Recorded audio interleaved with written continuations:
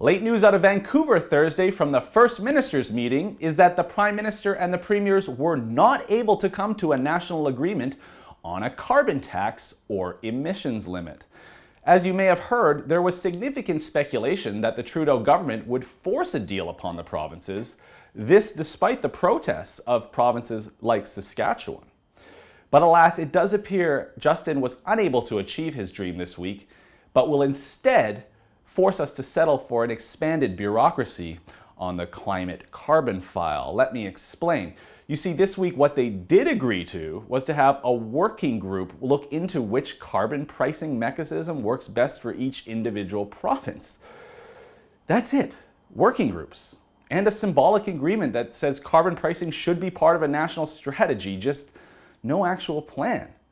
That's all we got for 3 days of meetings here in Vancouver. I mean, it's no wonder former Prime Minister Stephen Harper was not a fan of the First Ministers meetings.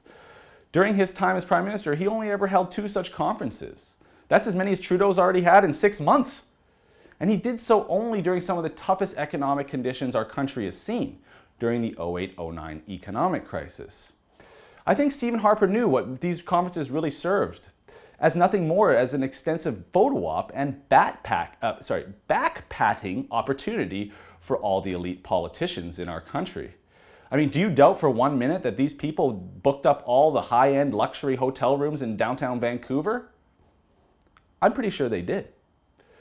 Of course, we do know one group who loves the events, and that's the media party.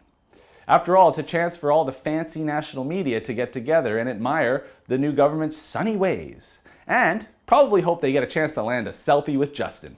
Oh, imagine that beautiful Vancouver scenery in the background. What a joke. Look, I did see one CBC journalist tweeting that there were probably 1,000 people ready for Justin to speak on the first day of the conference. And I jokingly suggested that 750 of them were probably fawning journalists and militant Ango activists from groups like Tides and their funded affiliates. But do you really doubt that to be the case?